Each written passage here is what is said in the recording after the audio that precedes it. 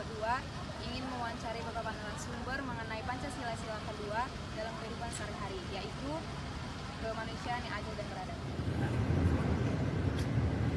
Bapak sebelumnya, apabila Bapak berkenan, kami mahasiswa dari Politeknik Negeri Medan ingin sedikit bertanya tentang mengenai Pancasila, yaitu Pancasila kedua.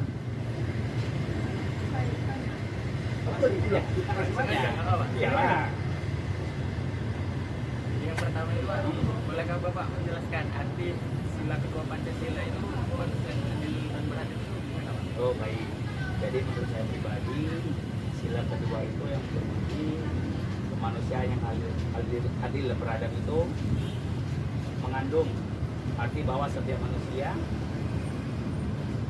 harus diperlakukan dengan adil dan tanpa memandang latar belakang atau jati diri manusia berbeda.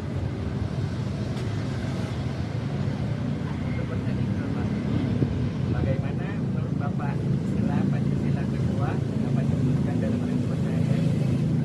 Sila kedua dapat diwujudkan dalam kehidupan sehari-hari dengan cara menghormati sesama manusia, saling menghargai beraneka ragam budaya dan agama, dan bertindak secara hormat dalam berbagai hal. Dan Pak, nilai apa saja yang terkandung dalam sila Pancasila kedua? Kalau nilai itu biasanya sih, ini menurut pendapat saya pribadi ya, itu yang terkandung dalam sila kedua adalah kemanusiaan yang adil dan beradab. Gimana kira-kira?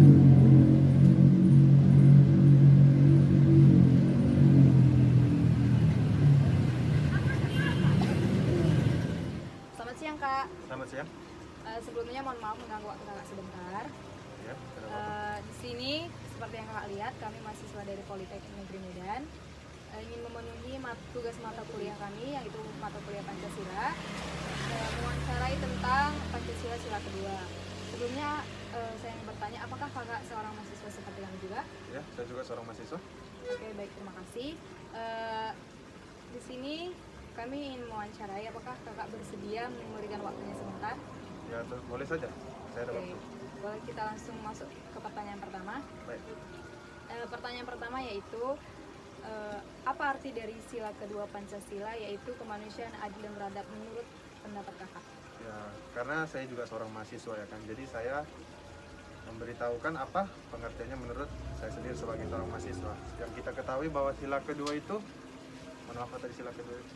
Sila kedua kemanusiaan yang adil dan beradab. Kemanusiaan yang adil dan beradab. Ya, jika kita belas satu-satu, mulai dari tiap perkata itu memiliki makna tertentu atau memiliki arti yang dalam. Kemanusiaan yang adil dalam hal apa ini? Yang saya menurut saya sendiri, karena kita masyarakat Indonesia memiliki banyak keberagaman, banyak suku, banyak ras. Jadi tentu saja jika kita di suatu tempat atau daerah, pasti kita akan mengalami yang namanya kesenjangan sosial. Oleh sebab itu menurut saya itulah yang dinamakan kenapa harus adil dibikin sebagai Pancasila kita. Karena itulah dasar negara kita. Jika tidak ada kata adil tersebut, maka tentu saja tatanan untuk negara ini akan goyah. Nah, itu tuh menurut saya secara bagian kemanusiaan yang adil dan apa yang beradabnya. Nah, ya untuk dalam hal beradab, kita sebagai, menurut saya sendiri, negara Indonesia ini negara Indonesia itu kan seperti yang kita ketahui, jika dikenal dari segi-segi, kalau misal orang luar yang melihat kita itu penuh akan orang yang sopan-sopan atau sopan santun. Jadi menurut saya mengapa dibikin beradab, karena kita itu, setiap manusia itu harus memiliki sikap dan jika dibilang kan memiliki adab yang baik.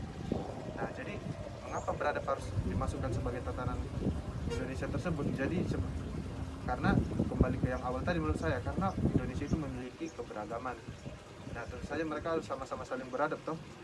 Nah, itu untuk menurut saya pribadi jawabannya. Pertanyaan selanjutnya, bagaimana sila kedua dapat diwujudkan dalam kehidupan sehari-hari? Atau mungkin dalam kehidupan kehidupan di dalam kampus seperti itu? Nah, menurut saya dalam hal sehari-hari yang paling biasa itu kita yang jelas pasti ada yang namanya mayoritas dan minoritas, betul bukan? Nah, tentu saja jika sesuai berdasarkan sila kedua tadi, kemanusiaan yang adil dan beradab itu, kita harus memperlakukan setiap orang itu adil. Nah, bukan berarti kita memandang dari segi yang mayoritas karena banyak di situ mayoritas kita mengikuti yang mayoritas. Nah, contohnya seperti kayak saya di kampus kan karena ada orang-orang dari luar provinsi atau dari luar kota, mereka kan sebagai minoritas.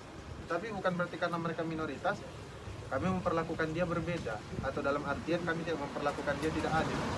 Nah, jadi yang dari hal-hal sederhana itu saja kita harus memperlakukannya semua sama rata. Tidak harus memandang dari mana dia berasal atau bagaimana, atau dari, mohon maaf ya, dari ras dia atau dari agama dia. Itu kalau bisa jangan seperti itu. Intinya menghargai keberagaman. Iya. Seperti itu ya. Selanjutnya pertanyaan terakhir, menurut kakak mengapa sila kedua itu dianggap penting dalam kehidupan bermasyarakat? Mengapa penting? Nah, kalau gitu kita ambil pola pikir secara logistik saja ya. Kalau misalnya masyarakat Indonesia ini tidak ada, semuanya itu menganggap, atau kita hapuskan saja contohnya dari sila kedua ini, dari Pancasila yang itu manusianya itu tidak adil dan beradab. Tentu saja negara ini akan kacau, bukan? Semua akan menunjukkan kekuatan mereka, karena sedangkan bukan mau bilang bagaimana, sedangkan sekarang aja orang memandang sesama manusia itu berdasarkan apa yang mereka miliki, apakah dia memiliki jabatan atau apa. Jadi kita memperlakukan dia berbeda. Itulah yang akan terjadi jika tidak ada Pancasila sila kedua tersebut. Jadi karena itulah harus pentingnya dalam hidup bermasyarakat sebagai jembatan agar para masyarakat di Indonesia ini masih bersikap yang sama atau bersikap sederajat untuk sesama mereka tanpa memandang katanya tadi ya. Intinya menurut saya Pancasila sila kedua ini mengajarkan kita supaya agar untuk bagaimana mengatakan ya, tidak pandang, kalau dalam arti kasarnya tidak pandang bulu lah, semua sama rata. Begitulah juga tertanam seperti kayak Bhinneka Tunggal Ika, walaupun berbeda tetapi tetap satu. Itu sih menurut saya. Intinya kita harus menciptakan suasana harmoni dan toleransi antar individu. Ya, seperti itu ya. Oke, baik Kak, terima kasih atas waktunya. Semoga apa yang Kakak sampaikan kepada kami bermanfaat bagi orang-orang yang dapat menonton video ini. Terima kasih Kak. Oke, sama-sama. Selamat siang. Selamat siang juga Kak.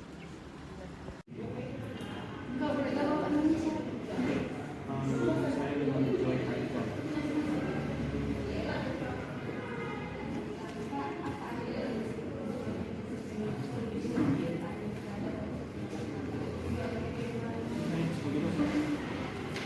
Menurut pendapat Bapak dari Kemanusiaan yang adil dan beradab.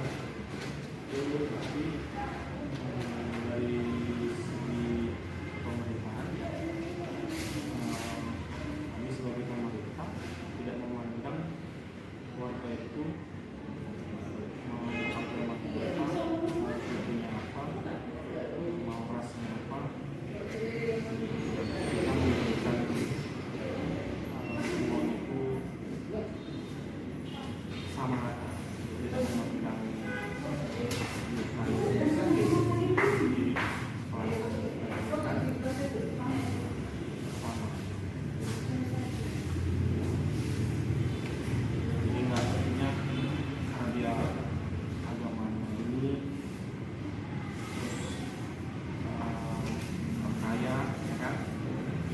layani dibanding orang yang susah, tidak semua layani. Iya,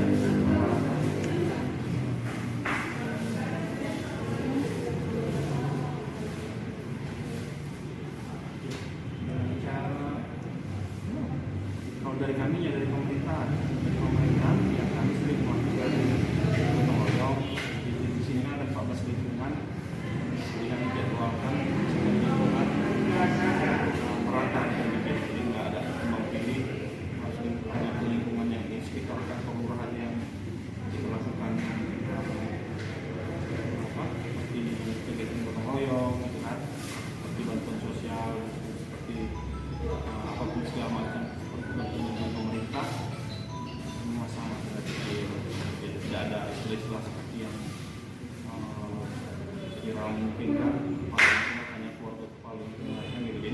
di masyarakatnya sendiri pun kita meminta pun, jadi jangan istilahnya kalau ada kegiatan gotong royong atau yang istilahnya mengeluarkan keringat, dia tidak ada, tapi giliran pas ada bantuan dia menuntut, begitu.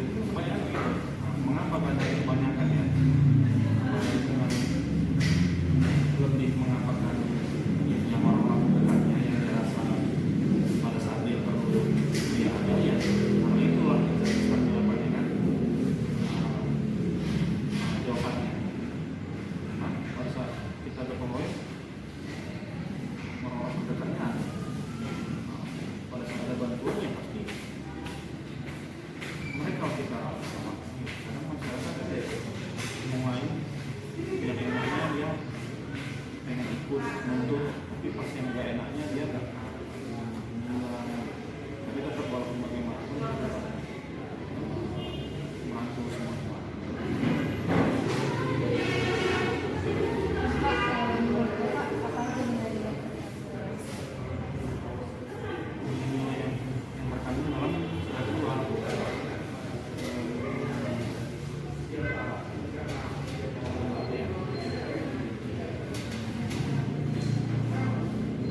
Kebersamaan,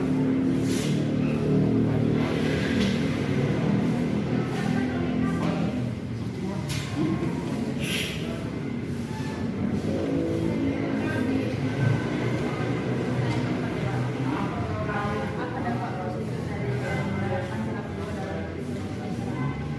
dampak positifnya ya masyarakat merasa dirangkul, merasa kita pemerintah ada, jadi tidak semangat apa kami susah,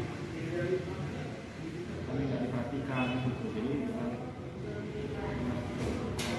keberadaan sila kedua ini dan diterapkan ke masyarakat, masyarakat merasa kita lebih hubungannya lebih dekat.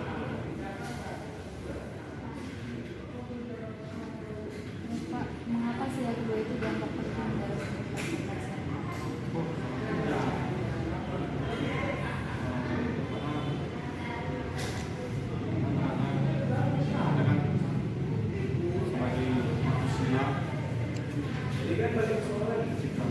manusia, kita paling tinggi,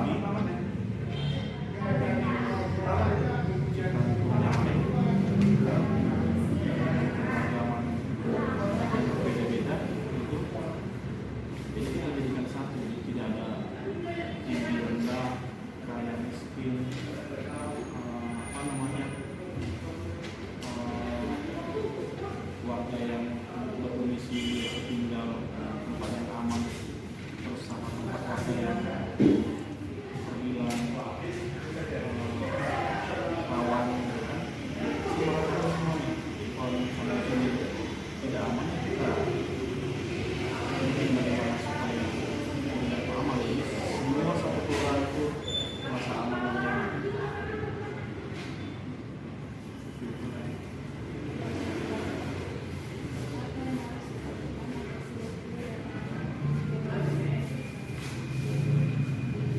Sama-sama lah kita agar ini, jadi cara implementasikannya ya kita rangkul masyarakat memerlukan kita ada, kita manggil masyarakat ada.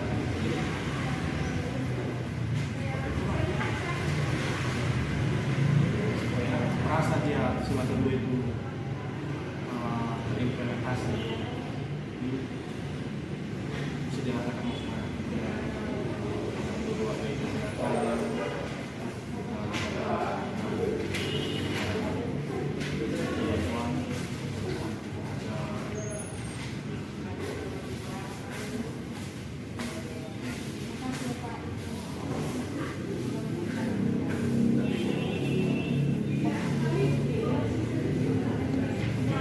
pada semua masyarakat Indonesia, khususnya Medan, mari sama-sama kita terapkan sila kedua kemanusiaan bersama kita. Di sini juga ada mahasiswa dari Politeknik Negeri Medan Udah